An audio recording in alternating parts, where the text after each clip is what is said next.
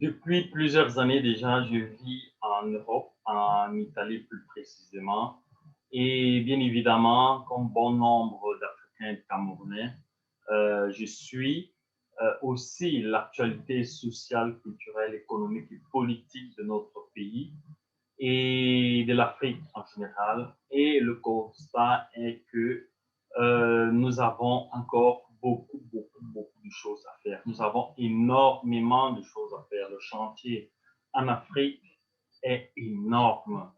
Et donc, je me suis donc posé la question de savoir comment est-ce que je peux participer également à la construction, à l'émergence, au bien-être de notre continent, l'Afrique et de mon pays, le Cameroun.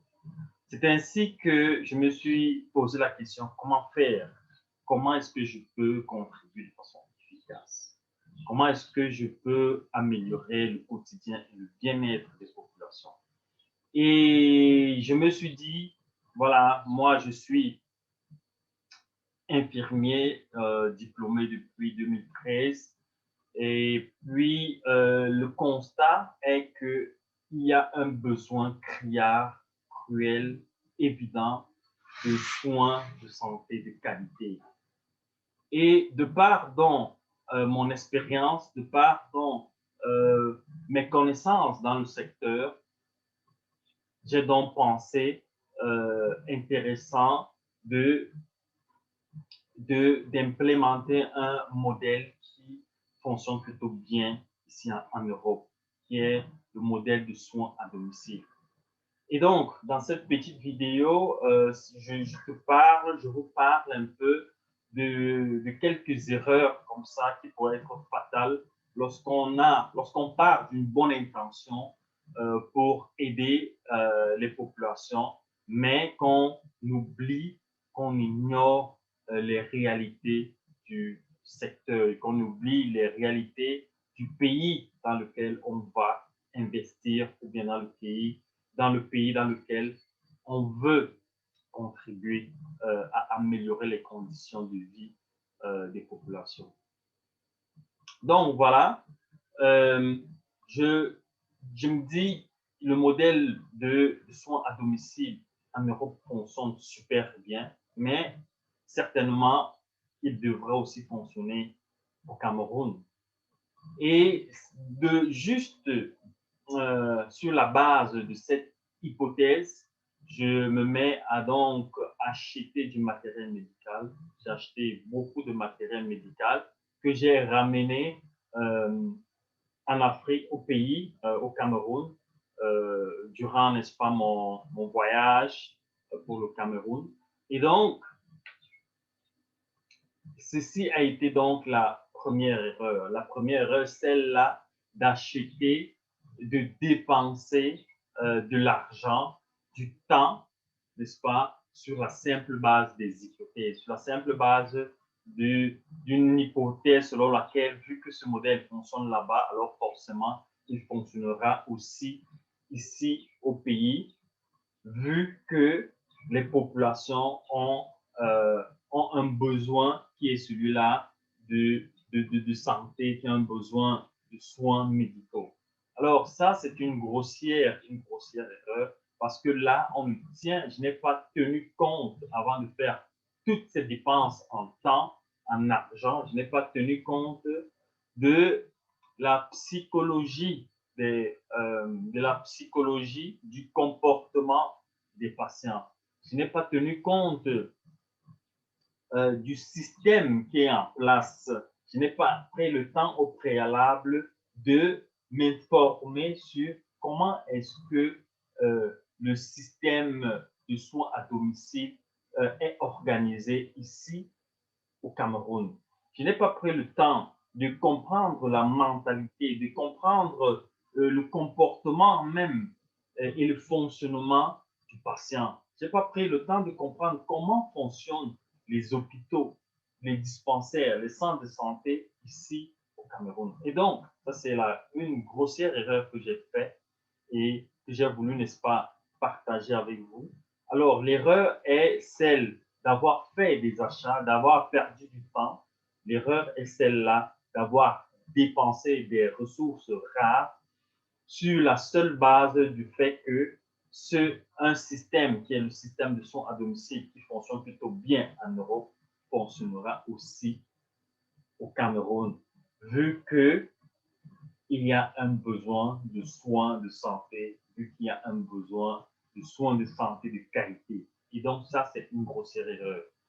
Et donc, arrivé sur le terrain, j'ai trouvé des difficultés, je trouve encore des difficultés pour, euh, pour atteindre justement le patient, pour atteindre le patient qui a besoin de ces soins de qualité. Donc, il y a cette difficulté de toucher le patient. Donc, cette grossière erreur me permet aussi de comprendre pourquoi il y a tellement de projets que nous, Africains de la diaspora, faisons en Europe et qui échouent lorsque nous arrivons sur le terrain. Je comprends aussi les raisons pour lesquelles des organisations, des ONG et autres euh, euh, font des projets là-bas en Europe sur la base des informations qu'ils ont en Europe. Et donc, ces projets, une fois sur le terrain, échouent carrément. Donc, c'est simplement parce que nous ne prenons pas le temps de comprendre le système qui est en place. Nous ne prenons pas le temps de comprendre la mentalité, la psychologie, le comportement du patient qui est sur le terrain, qui est dans l'environnement dans lequel nous voulons implémenter, n'est-ce pas, notre projet. Et donc, ce que je voudrais donc apporter comme conseil à mes frères de la diaspora, ou bien à ceux-là également qui ont l'intention d'investir dans quelque domaine que ce soit en Afrique ou bien dans un tout autre environnement qui est le sien, je conseille vivement à ceux-là de, première des choses, se déplacer personnellement et aller sur le lieu où l'on veut implémenter un projet. Aller sur le lieu, essayer de comprendre comment fonctionne cet environnement, comprendre le comportement, la mentalité, la psychologie même, et aussi même la culture hein, qui est dans cet environnement-là. Et c'est sur cette base-là que l'on peut donc avoir des informations réelles, des informations concrètes sur la méthodologie à adopter pour pouvoir implémenter un projet qui sera donc bénéfique à toute la population, à toute la population et à tous les patients qui, euh, qui sont visés. Donc, faisons très attention lorsque nous avons un projet, lorsque nous montons un projet hors de notre environnement, hors de l'environnement dans lequel nous voulons implémenter ce projet, car le gap est très souvent énorme. Le gap est très souvent énorme et donc nous perdons de vue certaines réalités du terrain qui très souvent nous est fatale. Fatale lorsqu'on a dépensé des ressources rares telles que notre temps, telles que du matériel, telles que de l'argent. Donc, faisons très attention lorsque nous avons en vue d'implémenter un projet.